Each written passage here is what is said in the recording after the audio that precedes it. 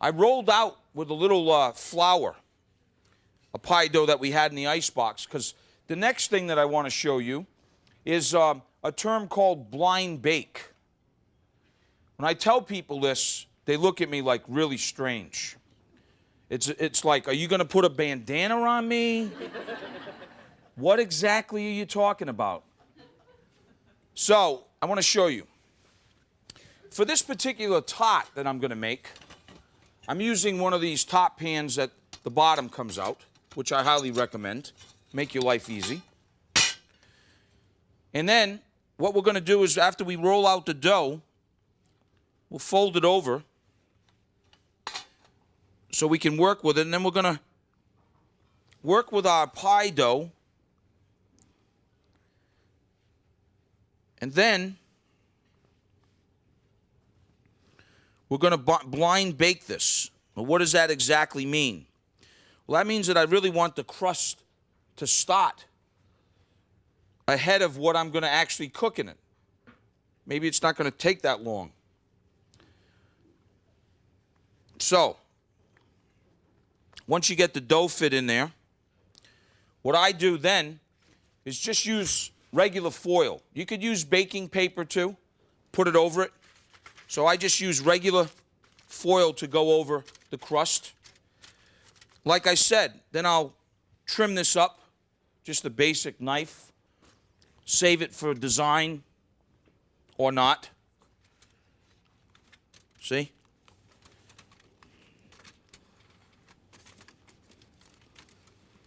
You can save that.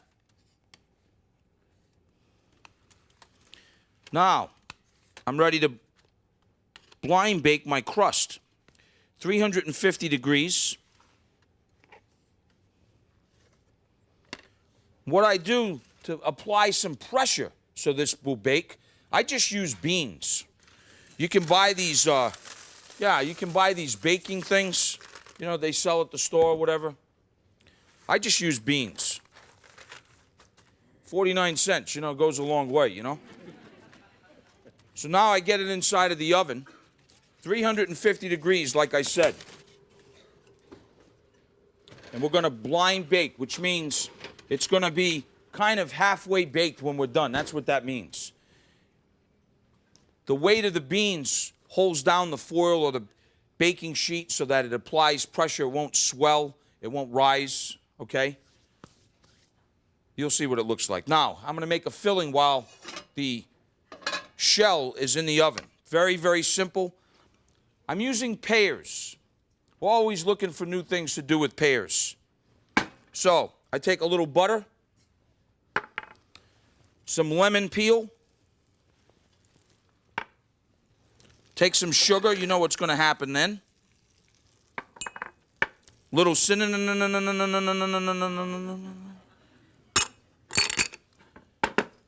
Just let that sort of melt a little bit. It's going to start getting caramelly. This is about 5 ripe pears. Going to add that right in there.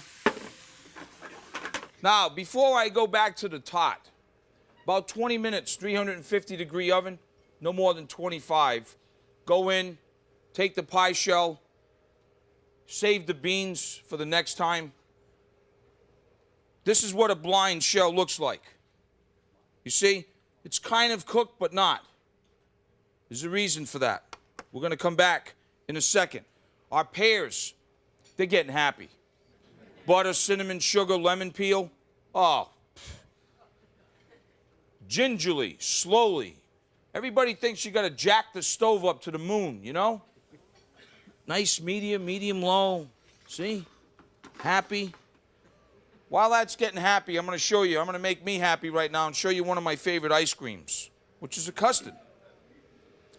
I got some milk on the stove. You can do milk and cream. I think milk and cream is the best combination. Folks, if you're doing this at home, keep an eye on this unless you want to redecorate your house. Because if it boils over, as we say, sem de brundage.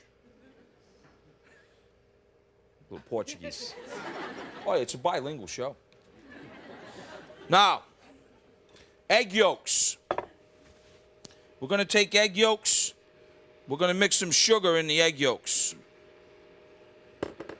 Then, going to whisk these up a little bit.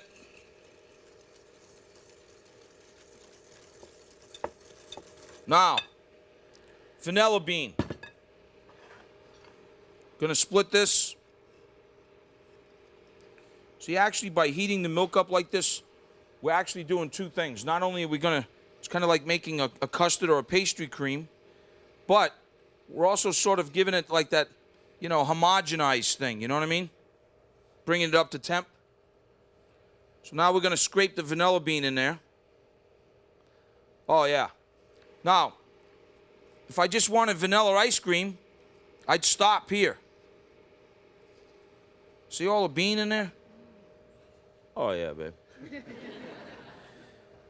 Now, we're going to let that get happy in there. Speaking about happy, what I got is some white chocolate. You could do this with dark chocolate. You'd have dark chocolate ice cream. I just kind of break it up in pieces like this with a serrated knife. You see that? I mean, come on. Yeah. Now, once this milk comes up to temperature, it starts to simmer like it is right now. We're ready to do it. What we'll do is you want to add about a cup or so of the milk, maybe 2, inside the egg yolks and sugar, because you want to temper the egg yolks. You don't want them to like scramble. If you were to put this in the hot milk right there, we'd have like them scrambled egg things going on. So this is kind of tempering it, okay? Then when it's tempered, we add this pot back into on the stove. Wow. It's like rocket science, huh? Then we add the chocolate in here to melt it. That's it. Now, whatever kind of ice cream machine you get, use the manufactured, you know, suggested deal. You want to strain it so that you can take the vanilla bean out itself and whatever may be in there. Then you should let it cool a little bit. That's what I have right here now. So all this is melted ice cream. Creme anglaise with white chocolate. Now what I'm going to do is put it in my fancy schmancy machine here. See the vanilla beans in there?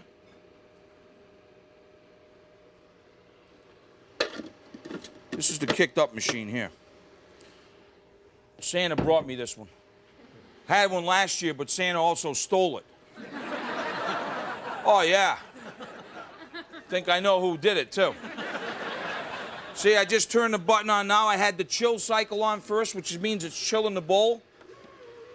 Now I'm just going to add and then let it churn, make ice cream.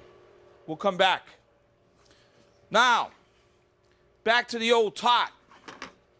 See, it's kind of syrupy. Kind of wanted to get happier. Let me show you. I got some cornstarch that I'm going to add a little lemon juice and a little water, cold water. When you're adding and working with cornstarch, the water's got to be cold. And it will never come to its full thickening power until it comes to a boil. So people try to dissolve cornstarch with hot water or hot wine. It ain't going to happen. Now, what I'm going to do now is add this into our filling.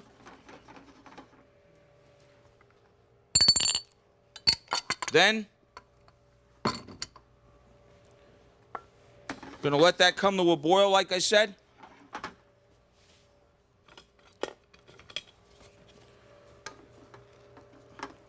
See how thick it's starting to get?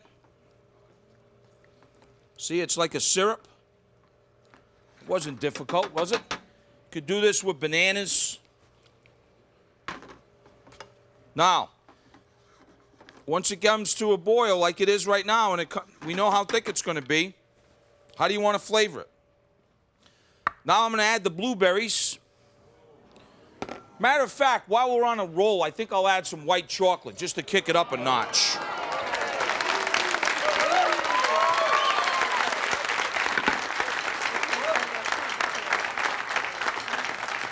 I just wanted to save this for you because I want you to see why we pre-bake the crust. See, we're going to just finish it off like this. The white chocolate wasn't, oh yeah, it really wasn't called for, but I just thought I'd kick it up for you a little bit. Now you let this just sort of set, and then you're ready after it's set to serve it. Incredible. Now, do we gotta go already? Are we leaving? Oh. Oh, I was gonna make some more desserts for you, but.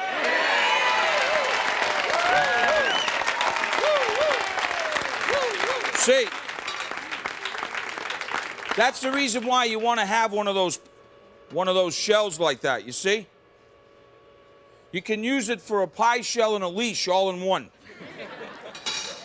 Then when you're ready, you got to let it set. It's still a little fresh, but I'm gonna try. I want to show you what I like to do with it. See our ice cream over there? Also coming together. See, folks, that's how simple that is, just like that, okay? And as I told my friend over here, I said, you know, you really don't even have to put it in a pie shell. No, you don't. You could just kind of good. take it, put it in a bowl, and whack some ice cream on it and forget about it, you know? Look, see, I'm going to just decorate this just a little bit with some of the ends of the pie crust. And then in a regular machine that you might have at home, this would be it, the canister like that, okay? But the ice cream here, see now, look at that. It's ready to go in the freezer. See, it's almost frozen. Look at that. It's like soft ice cream. Try that, my friend. Not bad for a Portuguese, huh? All right, I'm going to let it go just a little bit more. And then this tot right here, I just take a little bit of that white chocolate ice cream, a few blueberries like that for garnish, then just kind of bam, bam, bam, bam, bam. It's kind of a couple of bams. Little white chocolate like that. And there you have it, huh?